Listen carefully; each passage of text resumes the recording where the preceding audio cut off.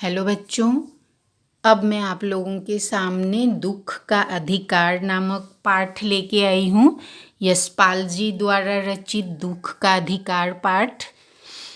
उन्होंने अंधविश्वास और समाज में फैली ऊंच नीच की भावना को बेनकाब करते हुए इस कहानी को लिखा है और समझाने की कोशिश की है। तो हम लोग ये पढ़ के समझने की कोशिश करेंगे, ठीक है बच्चों। मनुष्यों की पोशाकें उन्हें विभिन्न श्रेणियों में बांट देती है। पोशाक मतलब पहनावा। प्रायः पोशाक ही समाज में मनुष्य का अधिकार और उसका दर्जा निश्चित करती है। यह हमारे लिए अनेक बंद दरवाजे खोल देती है, परंतु कभी ऐसी भी परिस्थिति आ जाती है कि हम जरा नीचे झुककर समाज की निचली श्रेणियों की अनुभूति को समझना चाहते हैं।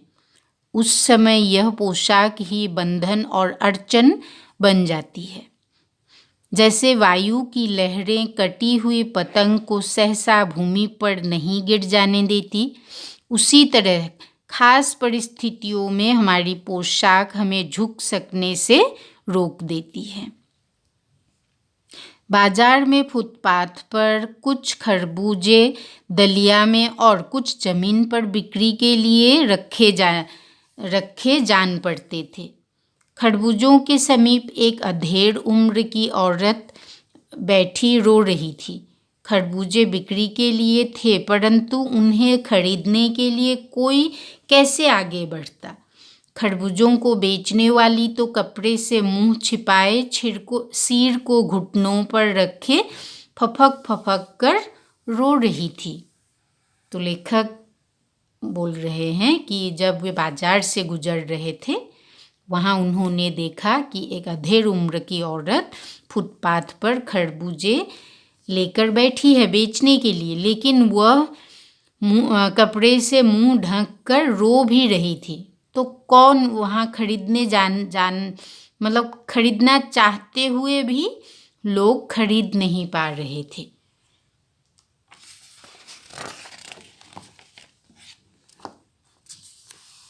पड़ोस की दुकानों के तख्तों पर बैठे या बाजार में खड़े लोग घृणा से उसी स्त्री के संबंध में बात कर रहे थे।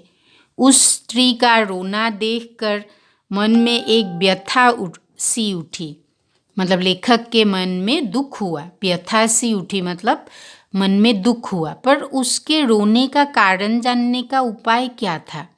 मतलब उन्हें उपाय ही नहीं मिल रही थी, क्योंकि वह फुटपाथ पर उसके समीप बैठ सकने में मेरी पोशाक ही व्यवधान बन खड़ी हो गई। मतलब वे ऐसे पोशाक पहन कर गए थे बाजार कि वे फुटपाथ पर बैठ नहीं पा रहे थे, ठीक है। इसीलिए वे कारण नहीं पूछ पा रहे थे उस औरत से। एक आदमी ने घृणा से एक तरफ थूकते हुए कहा, क्या जमाना है, जवान लड़के को मरे पूरा दिन भी नहीं बीता और यह बेहया दुकान लगा के बैठी है। मतलब उसका जवान लड़का मर गया, फिर भी वह दुकान लगाने आई है। क्यों लगाने आई है वो नहीं पूछ रहे हैं लोग, लेकिन उससे मतलब व्यंग कर रहे हैं, उसे देखकर थूक रहे हैं कि वो क्यों आई है। दूसरे साहब अपनी दाढ़ी खुजाते हुए कह रहे थे, अरे जैसी नीयत होती है अल्लाह भी वैसी ही बरकत देता है। सामने के फुटपाथ पर खड़े एक आदमी ने दियासलाई की तीली से कान खुजाते हुए कहा, अरे इन लोगों का क्या है, ये कमीने लोग रोटी के टुकड़े पर जान देते हैं। इनके लिए बेटा बेटी खसम लुगाई धर्म ईमान सब रोटी का टुकड़ा है। इसमें भी हंसने लगे, क्योंकि उन्होंने कहा कि ये लोग तो कमीने हैं और रोटी के लिए वे कुछ भी कर सकते हैं, मर भी सकते हैं रोटी के लिए। और उनकी बेटा बेटी खसम लुगाई मतलब जो भी हो, मर जाए तो क्या हुआ, धर्म ये कुछ नहीं मानते। परचून की दुकान पर बैठे, परचून के दुकान मतलब जहाँ दाल चावल वगैरह मिलता है, बैठे लालाजी ने कहा, अरे भाई, उनके लिए मरे जिए का कोई मतलब न हो, पर दूसरे के धर्म ईमान का तो ख्याल करना चाहिए। जवान बेटे के मरने पर 13 दिन का सूतक होता है और वह यहाँ सड़क पर बाजार में आकर खरबूजे बेचने बैठ गई है। 1000 आदमी आते जाते हैं, कोई क्या जानता है कि इसके घर में सूतक है। कोई इसके खरबूजे खा ले तो उसका ईमान धर्म कैसे रहेगा। क्या अंधेर है। मतलब ये सब अंधविश्वास है। लोग समझते हैं कि किसी के घर में कोई अगर मर जाए तो 13 दिन का सूतक होता है, मतलब वे बाहर नहीं निकल सकते। उनके घर जो लोग आते हैं वे भी घर जाके नहाते हैं, उसके बाद घर के अंदर जाते हैं। तो इन अंधविश्वासों के कारण लोग उसे बातें सुना रहे हैं। पास पड़ोस की दुकानों से पूछने पर पता लगा उसका 23 वर्ष का जवान लड़का था। घर में उसकी बहू और पोता पोती है। लड़का शहर के पास 1.5 बीघा भर जमीन में कछियारी करके, मतलब खेती करके परिवार का निर्वाह करता था। खरबूजों की खेती भी वह वहीं करता था। खरबूजों की दलिया बाजार में पहुंचाकर कभी लड़का स्वयं सौदे के पास बैठ जाता। सौदा करना मतलब बेचना। कभी माँ बैठ जाती, मतलब कभी बेटा बेचता था खरबूजे और कभी माँ। लड़का परसों सुबह मुंह अंधेरे बेलों में से, बेलों मतलब लताएं, खरबूजे की लताएं, पके खरबूजे चुन रहा था। गीली मेड़ की तरावट में विश्राम करते हुए एक सांप पर लड़के का पैर पड़ गया। सांप ने लड़के को डंस लिया। लड़के की बुढ़िया माँ बावली होकर ओझा को बुला लाई, क्योंकि उस वक्त वो समय ही वैसा था, डॉक्टर नहीं मिलता था और लोगों के मन में अंधविश्वास था कि सोचते थे कि ओझा अगर लेके आए तो विष निकाल कर, सांप के डसने का मतलब विष निकाल कर लड़के को बचा देंगे या आदमी को बचाएंगे। इसीलिए माँ ओझा ढूंढने गई और नागदेव की पूजा करते हैं। तो नागदेव की पूजा हुई।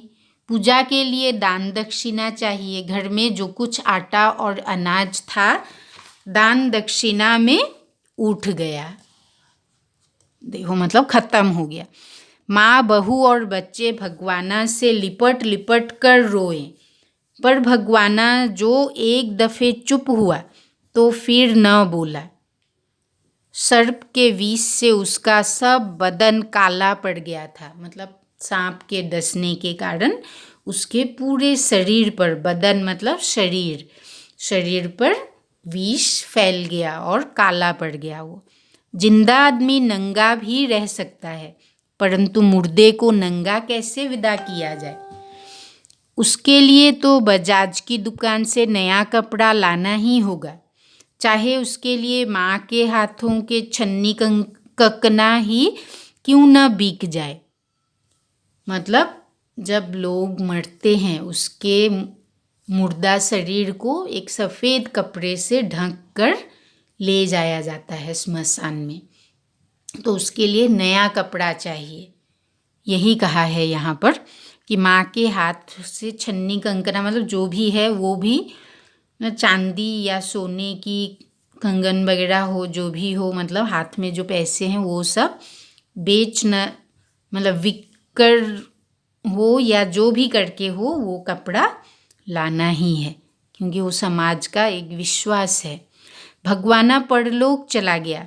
घर में जो कुछ चूनी भूसी थी सो उसे विदा करने में चली गई। बाप नहीं रहा तो क्या, लड़के सुबह उठते ही भूख से बिलबिलाने लगे, मतलब रोने लगे उसके बच्चे। दादी ने उन्हें खाने के लिए खरबूजे दे दिए, लेकिन बहू को क्या देती। बहू का बदन बुखार से तवे की तरह तप रहा था, मतलब बहू का शरीर तवे की तरह तप रहा था, गर्म हो रहा था बुखार के कारण। अब बेटे के बिना बुढ़िया को दुअन्नी चवन्नी भी कौन उधार देता। मतलब बेटा मर गया तो लोग सोच रहे थे कि इसको अगर उधार देंगे तो ये कैसे उधार चुकाएगी, यह सोचकर कोई उधार भी नहीं दे रहे थे। बुढ़िया रोते रोते और आंखें पोंछते पोंछते भगवाना के बटोरे हुए खरबूजे दलिया में समेटकर बाजार की ओर चली। और चारा भी क्या था, मतलब और कोई चारा नहीं था, उसे बाजार में खरबूजे बेचने जाना ही था। बुढ़िया खरबूजे बेचने का साहस करके आई थी, परंतु सिर पर चादर लपेटे, सिर को घुटनों में टिकाए हुए फफक फफक कर रो रही थी। कल जिसका बेटा चल बसा, आज वह बाजार में सौदा बेचने चली है। हाय रे पत्थर दिल, मतलब कल ही उसका बेटा चल बसा है, मतलब गुजर गया है, और दूसरे दिन माँ को बाजार जाना पड़ रहा था। कितनी दुख की बात है। उस पुत्र वियोगिनी के दुख का अंदाजा लगाने के लिए पिछले साल अपने पड़ोस में पुत्र की मृत्यु से दुखी माता की बात सोचने लगा। वह संभ्रांत महिला पुत्र की मृत्यु के बाद 2.5 मास तक, मतलब 2 महीने 15 दिन तक पलंग से उठ न सकी थी। उन्हें 15-15 मिनट बाद पुत्र वियोग से मूर्छा आ जाती थी, और मूर्छा न आने की अवस्था में आंखों से आंसू न रुक सकते थे। 2 डॉक्टर हर दम सिरहाने बैठे रहते थे, हर दम सिर पर बर्फ रखी जाती थी। शहर भर के लोगों के मन उस पुत्र शोक से द्रवित हो उठे थे। जब मन को सूझ का रास्ता नहीं मिलता तो बेचैनी से कदम तेज हो जाते थे। मतलब लेखक ये सब बातें सोचकर आगे बढ़ रहे थे।